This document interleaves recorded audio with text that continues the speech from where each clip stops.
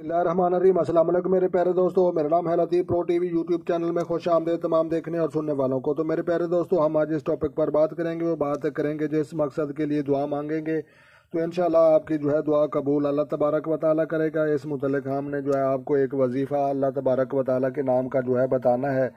तो लिहाजा या आखिर ये आपने जो है अल्फाज पढ़ना है। तो लिहाजा आज की वीडियो बहुत ही दिलचस्प होने वाली है, तो लिहाजा आपने स्किप नहीं करना और एंड तक ज़रूर देखना है। तो लिहाजा जिस मकसद के लिए भी आप दुआ मांगेंगे तो इंशाअल्लाह अल्लाह तबारक व तआला जो है ये दुआ पूरी करेगा। तो लिहाजा जनाब इसके जो है जो शख्स इसको जो है खलूस नियत हर नमाज के बाद जो है 801 मरतबा पढ़ेगा तो उसका जो है दुश्मन उसके जो है महकूर होंगे, तो उनका जो है माल दौलत पाएगा। तो जो शख्स इतना पढ़े कि इस पर जो है हाल गालिब हो जाए तो जिस मकसद के लिए दुआ मांगे तो दुआ कबूल होगी। तो जो शख्स हर नमाज के बाद जो है 913 मरतबा पढ़ेगा तो मरतबा वलायत को पहुंचेगा। तो आखिरी उम्र में जो है इसके का विर्द करना जो है गुनाहों को जो है मिटाता है।